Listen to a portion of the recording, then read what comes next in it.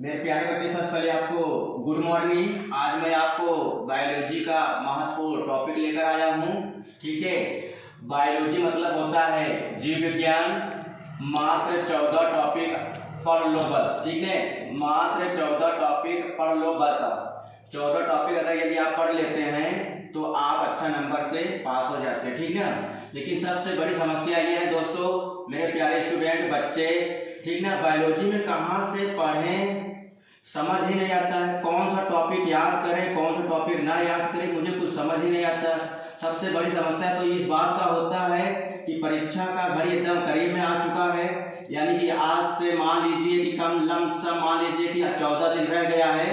तो 14 दिन अगर आप पर रह गया है तो आप ऊपर दिमाग ऊपर सारा लोड आ गया होगा। इसकी वजह से आपका दिमाग काम करना बंद हो गया होगा कि बायोलॉजी में कहाँ से कौन सा टॉपिक पढ़ें, कौन सा हेडिंग पढ़ें, कौन सा डेफिनेशन याद करें, कौन सा डेफिनेशन ना याद करें, कुछ आपको समझ में नहीं आता हुआ।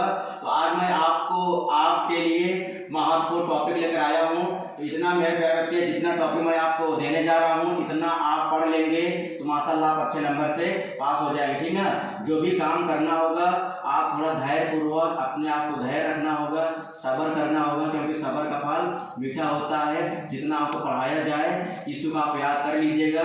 जो भी बोलेगा इसी में जोड़ जाड़ का लेकर आना है। एक भी प्रश्न आपको छोड़ना नहीं है। नहीं आ रहा है तो जोड़ गाड़ के लिख देना, लेकिन प्रश्न को छोड़ना नहीं। आइए टॉपिक बात करते हैं। तो पहला टॉपिक यहाँ पर यह है श्वसन तंत्र की परिभाषा पढ़ लीजिएगा, ये भी वेरी इंपॉर्टेंट है। दूसरा यहाँ पर पाचन तंत्र की, पाचन तंत्र किसे कहते हैं, पाचन तंत्र किसे कहते हैं, इसको भी आप पढ़ लीजिएगा। तीसरा यहाँ पर है उत्सर्जन तंत्र, ठीक है, इसको आप पढ़ लीजिएगा। चौथा है लैंगिक जनन, ये भी बहुत महत्वपूर्ण है। ठीक है, पांचवा है अलैंगिक जनन, ये भी महत्वपूर्ण है। छठवां यहाँ पर है पुष्प की संरचना, इसको आप भी पढ़ लीजिएगा। सातवां है परागण, इसको आप जितना बेहतर हो सके उतना बेहतर आप पढ़िएगा।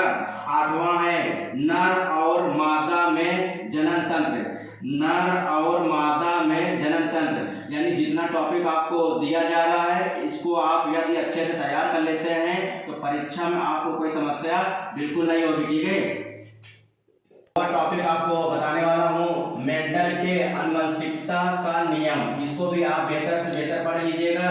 10वां यहाँ पर डीएनए और आरएनए में अंतर, यह भी वेरी इंपॉर्टेंट है। ठीक है, जितना बेहतर हो सके उतना बेहतर आप याद कर लीजिएगा।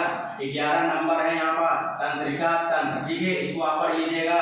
12 नंबर है मानव मस्तिष्क, मानव मस्तिष्क को आप बेहतर से मतलब कि तैयार कर लीजिएगा या तो याद कर लीजिएगा। ठीक है, 13 नंबर है यहाँ पर एक संकर तथा द्विक संकर संकरण, ठीक है, इसको आप बेहतर से बेहतर पढ़ लीजिएगा। चौथा यहाँ पर लिंग निर्धारण की प्रक्रिया, ठीक है। तो ये आपको 14 टॉपिक हो गया है। जितना बेहतर यदि आप याद कर लेंगे, ठीक है, उतना अच्छा आपको नंबर आएगा। यदि आप नहीं याद कर पाते हैं कोई भी प्रश्न आपको छोड़ना नहीं है, जोड़ गाड़ के पूरा लिख के आना है, तभी आप पास हो पाएंगे। ठीक है, तो लाइक कमेंट सब्सक्राइब जरूर कीजिएगा। आपकी मेहनत करता हूँ।